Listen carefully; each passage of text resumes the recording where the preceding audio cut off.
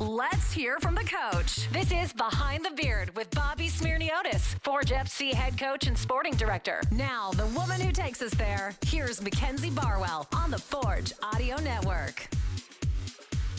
Okay, the first thing that I want to ask you about to start week 14 of Behind the Beard is this.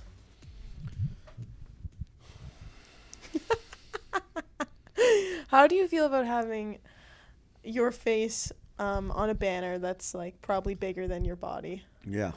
I guess my first question is who am I looking at? Oh, I don't know. In this photo? No. I mean. Oh, in the picture on the Yes. banner. I don't know, but it's Am I happy? it's like a smolder. Like, Am I happy? is that the right word? Sad? I don't know, but this photo's really. I'm really happy there. I'll try and insert the photo in the video, but I love how you're just standing in front of. Yeah, it's good. How do you feel about the banner? It's new, Yeah, no? it's quite interesting. It's great, to be honest. Yeah, Whoever's yeah. made it's done an absolute fantastic job. We came out before last game, and Eddie's like, "Coach, look over there." I'm like, "What am I looking at?" Yourself. He's like, "You haven't seen it yet?" I'm like, "No, because I'm not paying attention." Yeah, obviously, yeah. getting ready for the game, and we had a good laugh, Good good laugh. chuckle on the bench. I was like, Bobby? Maybe you could like use it as like a curtain or something at home when the season's over. A bedspread. You think my something. wife would be happy? Did she see it? Did your No. kids see it too? No, they didn't see it. And they never will. No, well, they Unless- will the next well, they home will. game. They will the next home game. They'll be But here it's the next not something that you're taking home with you after the season. one. No, I think it's for the supporters. I think They can keep it best then. with them. Okay.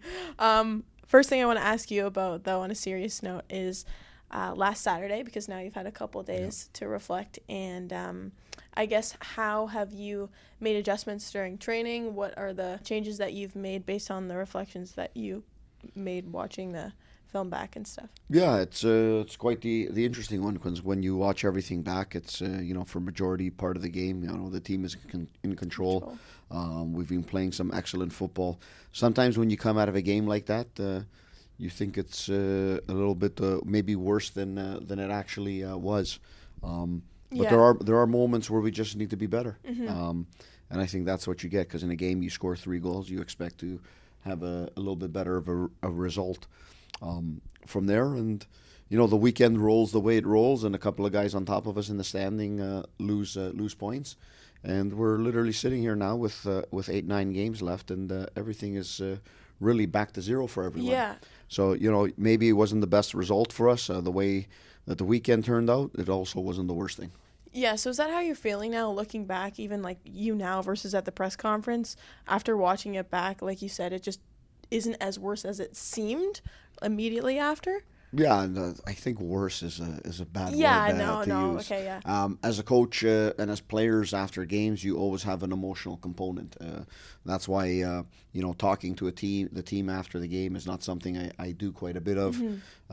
It's also why sometimes you come in to do the press conference, which we're doing after the match, but you really sometimes as a coach you don't have a clear vision of the game. You're coming out of it 5-10 minutes later. Yeah. You may say things were great when they weren't. You may say things were a disaster sure. and they weren't. And that's part of also my mentality and my personality. I'm pretty even keel, and I probably will give a joke or smile a few more times when the result hasn't gone our way.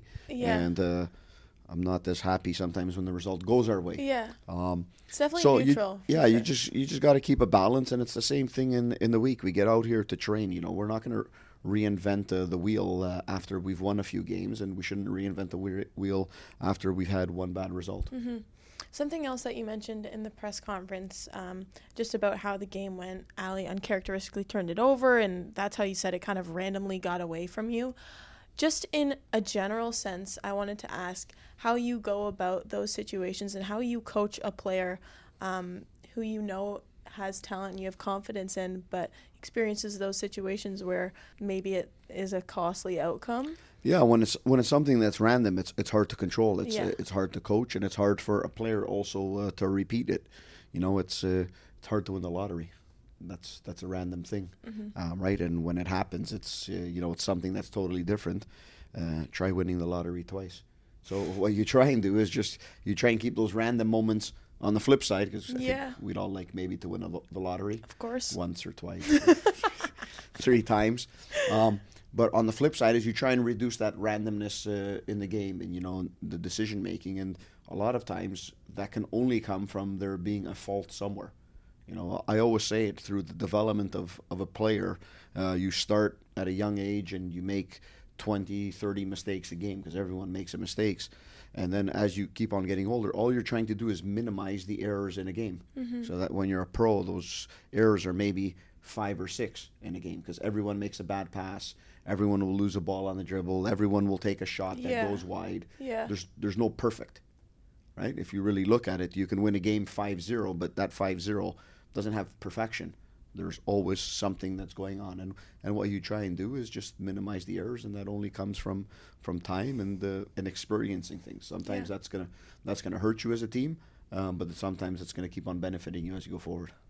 You mentioned a little bit earlier that afterwards, doing a press conference isn't the easiest thing because you kind of have a clouded vision of what the game was. What are some of the questions that you find are the most difficult to answer? Because as somebody asking the questions, I'm like, oh, you shouldn't have asked that, Mackenzie. What are the good ones? What are the ones you want to hear? Yeah, and it's not that it's difficult because you have to answer questions you don't want to. It's just, do you really have a clear idea of what's happened in the game, 10, 15 minutes later? Maybe you asking the questions, I've seen 5 replays on something. Exactly. We haven't yet and so on. And I think that's just sometimes the difficult part. to be able to give, a real, true review on what's happened to everyone who wants to know our opinion as coaches. I always try and be as honest as possible. So I think that's the difficult part. It's not so much what the questions are and so on, because that's actually an enjoyable part of the job. That's, somebody wanting information and to put information out there about our team and what's going on. And I think that's what we have to always embrace in this game. Otherwise, we're 22 players and a bunch of coaches just out there on the field kicking a ball. What makes it interesting is the 7,000 fans we have at Tim Hortons Field, all our supporters who are following back at home on One Soccer or any social media platform. And then everyone wants a little bit of information, so that's the important part of it. Yeah, they're standing out there in the rain, so, it's I guess we got to tell them what's going on. They had to run pretty quick at one point. But, my gosh, it was great to see them come right back in. Yeah, seriously. They were, because honestly, at first, I was like, are they leaving? No, everyone stayed. They were just underneath the concourse. But, I thought it was funny when Charlie asked you kind of what had happened. You said, have you been to the circus? There you go. You remember that. So you're cracking jokes. That's the thing. Yeah, I think it definitely is appreciated from a media standpoint. Well, you have to be honest. I think that's the most important thing. Okay, looking ahead to this weekend, you've got a matchup against Halifax on Saturday. What are you expecting to see from them? Obviously, they've had a decent run of form over these past couple of weeks and more recently as well. Yeah, I think when you look at it overall, there's 8 games to go. So we really have to put it into a context of playoffs. And you have 8 individual games. Right now, everything is split by 2 points either way. So in many ways, you could say everyone's at 0. Because one game and 3 points makes a big difference. There's big swings that can happen on a weekly basis. So we can't be thinking about right now positioning or who's doing what. What we really have to focus on is saying, this one game in front of us gives us a great opportunity to be in a better position the following day or the minute that the game finishes. So then you go and get prepared for the next one. And that's the only thing we need to look at. And each and every team, Halifax included, they've shown a roller coaster in the season. That's why the league is where it is right now. We've had in this the table. conversation 100%. It's not because somebody's been playing the most brilliant football, but nobody's been playing also not brilliant football. It's been very competitive. Teams are dropping points, and different parts of the season are going through, hills and valleys, as they say. Ebbs and flows, if Ebbs you will. and flows. There you go. I have to put that in my put that one in the vocab. Haven't used that one. Have to put it next to circus. Yeah. Okay, just letting it register inside here. But yeah, they're a quality club. We know that they're going to come here and they've played some of their best football and some of their best defensive games against us this year, both here at Tim Hortons Field and Halifax.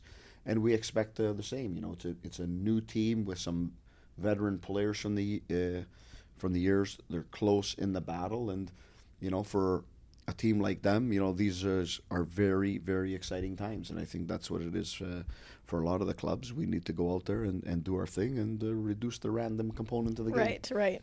Now, looking at the league overall from a more neutral standpoint, do you feel like now that there is so much, the standings are so close, I should say, and like you said, almost every team has gone through this like progression of ebbing and flowing. What does that do for the league because it's so close and, like you said, within such a I think for the general supporter, it makes it very exciting. Yeah. I think if you pick each coach around the league, they'd like for their team to be a little bit further ahead than where they are now. But I think for the supporters, for those following the league, I think it's a great thing. It's a fantastic thing. The league's gone to the new playoff format, which gets 5 teams in, and it gives more life to everyone. Even some of the teams that are currently maybe a little bit further behind, there's still time to make up and do things. And I think that makes each weekend of games more exciting than the previous one. Yeah. Okay, this Saturday, just to go back to that, the theme is our signature match. Yes. So I stole a few of your pens because we're doing a signature session. I need help. You're giving me your signature? No, you're giving me yours, actually. And I'm going to sell it. No. Okay, first things first. Yes. Show us how it's done, please. You can drop the mic. Are you confident in your signature abilities? I'm going to take that sigh as a yes. Because I'm not. How many times am I doing it? Just do it once. Big? All the way across? Do it relatively big, but don't fill the whole thing. Wow! No way! You don't see it? What is that? That is a scribble. How's that a scribble? I don't know. That's the B. Wait, so is this just like BS? BS, line across for the T and the 2 I's. Show the camera, please. Corey, you don't see it? You don't see it. You're just trying to be nice. You don't see it. I see the B. I see the B and I see the S. There's the B. There's the S. You come across with a T and the 2 I's. Okay. The rest is scribble. So, no, don't ask me. Cursive? Yeah. Can you write? I can write cursive, but this is not even cursive. This is like what the doctors would use. Right. Yeah. They're signing off a medication. Yes. They're just like, there you go. So Here what you go. makes... Thanks. What makes a good signature? Because mine is like MB, and then I normally just do the rest of my last name, like Barwell. Come on. I know. Okay. So just. I think it needs to be unique. Yeah. And different. So when you look at it, you gotta guess. That I could probably. You could forge. No pun intended. You could forge that so easily. Try. No, yours first. Oh gosh. Wait, should I do it like the normal way, or should I do it the way that you? Okay. No. Your way. Rate it. We'll I'm nervous. I'm not gonna lie. I'm really nervous. So let's see yours. So it's like M and then Barwell, but this is supposedly cursive. Am I allowed to write on this? Yeah. Are you forging it? There it is. No? Okay, no, that's actually pretty good. Okay. Is that where you're suggesting I change it to, or is that just your best replication? No, I mean, I can give you a suggestion. Yeah. Okay, so the next stage of this process. Well, you have to try mine. Fine. Is that what we're doing here? Oh, it's gonna be so easy. I just draw a line. Kenzie, it's not like we have to watch video or anything, and we got things going on. Just play signature games. Okay. I don't know if anyone can hear what I'm Yeah, saying. I know. Keep the mic. Okay. Okay, here.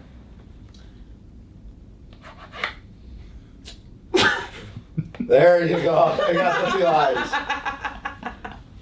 Huh? You guys are just eating this up, aren't you? Okay, so if anybody wants a fake Bobby Cimino's signature, Just see Mackenzie. please see me, and we can maybe make it a side hustle or something.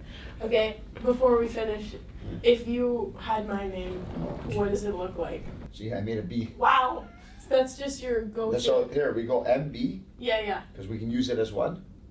Okay. I'm gonna do it Is that way. that Should I just do MB? Like, no. There we go.